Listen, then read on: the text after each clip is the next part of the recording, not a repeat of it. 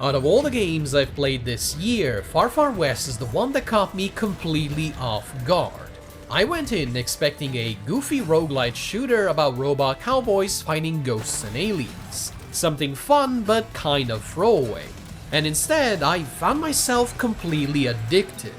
Because underneath all that goofiness is a surprisingly deep shooter that only gets more and more interesting the longer you play it.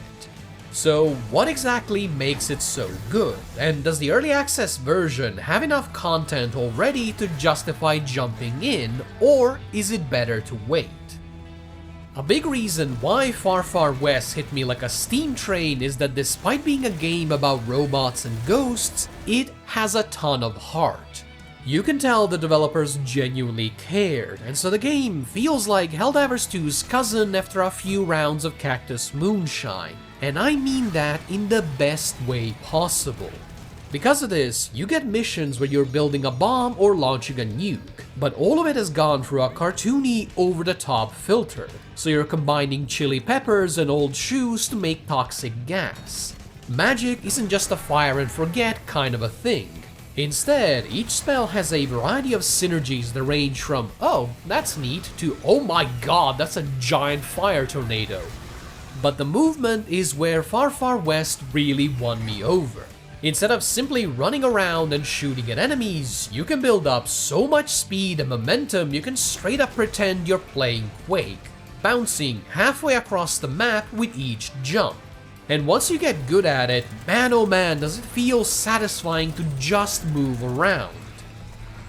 And all of this is held together by visuals that are very simple but absolutely packed with personality. This is obvious from the very first moment. From the second you press play and get up from drinking cactus juice, the weird world of Far Far West instantly springs to life. Everything from the robot pigs to the cardboard cutout cactuses. From the bizarre steam gunslinger to the old sheriff napping in his chair. From the bounty hunter's murder shack to the super secret fan art cave. Everything about Far Far West feels weird yet just right. And in a world full of design by committee art, I genuinely love seeing that kind of weirdness in action. Which has also led me to a rather interesting realization. If a game has an awesome hub world, does that basically guarantee it's going to be great? Because every game with a cool hub like the Normandy in Mass Effect or the space station in Deep Rock Galactic is fantastic. So is this an actual indicator of quality, or have I just mentally suppressed the really bad ones? That weird tangent aside, there is one small piece of bad news about Far Far West's presentation. The early levels kind of blend together. The jungle and the snow-swept northern map easily stand out, but the deserty ones all kinda look like, well, a desert. But is this a big issue? Honestly, not really. Given that the maps are absolutely full of interesting places to go, people to explode, and all sorts of fun little secrets to find. Some of which give you new power-ups, and some of which are just funny little references. This also happens to be where the game is at its Helldiveriest. Each map has two main objectives you have to complete before you can extract, and then side objectives to help you satisfy your lust for loot, and then red rings of death, aka the nests, full of the nastiest enemies in the entire game. It's a tried and tested formula, but hey, why change something that works? And yet, Far Far West did change something. Something very, very major. The maps aren't procedurally generated. The objectives and enemies are, but the maps themselves are static, which is a rather interesting choice for the genre. On the positive side, this means they're far more detailed and carefully designed, with just the right distribution of health and ammo to keep things exciting without ever feeling frustrating. On the flip side, once you've run each map a dozen times, you pretty much know exactly what to expect. So, was this whole thing worth it? Honestly, I think so.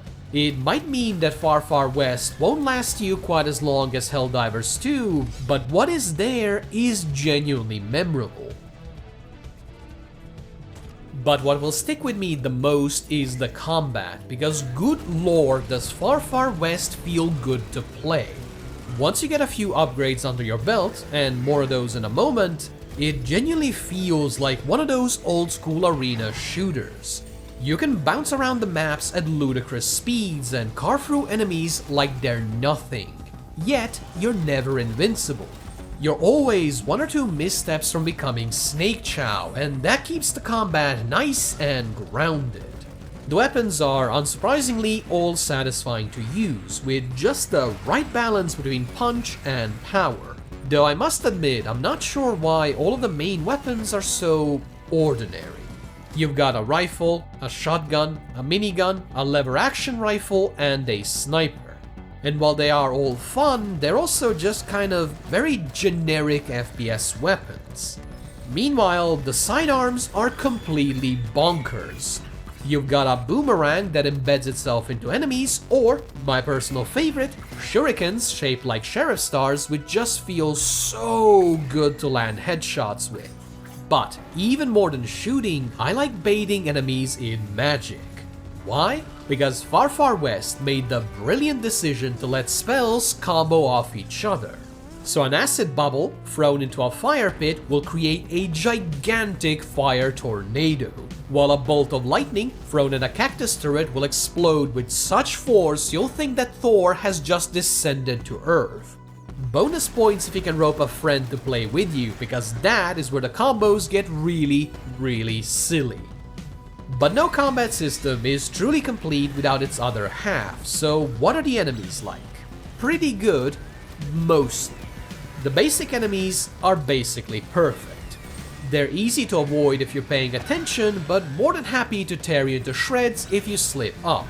And since higher difficulties throw 100 of them at you at once, mowing them down feels just right. My only issues are with the specialists, the snipers and the snakes. The snipers have way too much range from a game where standing still is basically a death sentence, while the snakes are absolutely hilarious until you get stunned 5 times in a row because you simply cannot see them when they're mixed into the bone zone. The good news is that both of these feel like early access, rough edges, rather than fundamental problems that will haunt the game forever. So if I was a betting man, I would wager that a patch will sort them out sooner rather than later. Which does bring up a question. What are you actually fighting for? Well, like any good robot cowboy, the answer is mountains of gold, and whatever the equivalent for souls is. Pretty much everything you do earns you one or the other, so even if you lose the map, you'll still come home with a nice bounty. With it, you can upgrade your character and weapons, though there is a catch. Your upgrades are gated by level, so if you want to power up your gear, you'll actually have to use it first.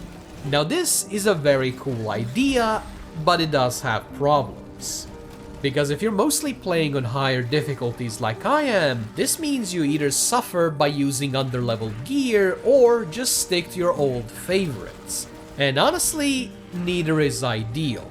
But what I do think is pretty damn neat are the Jokers, a sort of secondary upgrade system both in and out of missions. They offer everything from the simple plus 10% movement speed to the "oh god, what have I done" effects like literally increasing the game speed, or let's say a perk that makes you into an actual giant. You'll find most of them by completing objectives and bonking enemies on the head, but you can also bring a couple of favorites with you into the mission, which is why most of my footage looks like I'm playing on ice skates. And much like everything else in Far Far West, it is a very simple system that feels very satisfying to interact with. Because even if you're only getting the boring numerical upgrades, and I say boring in quotation marks, they're big enough that they end up making an actual impact. And for a roguelite, that sort of thing really does go a long way.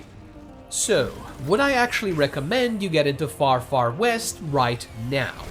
The game is good, that much should be obvious, but is it chunky enough to keep you entertained for a long time, or is it just a passing curiosity that still needs a couple of updates before it's truly ready?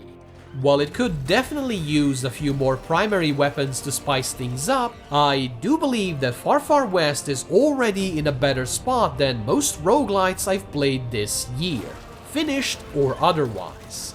Everything here is well polished and genuinely fun to play, which is why I'm already nearing the 30-hour mark despite only starting last week. So yeah, if you're in the mood for a wacky roguelite about robot cowboys, and especially if you have friends to tag along for the ride, Far Far West is a blast.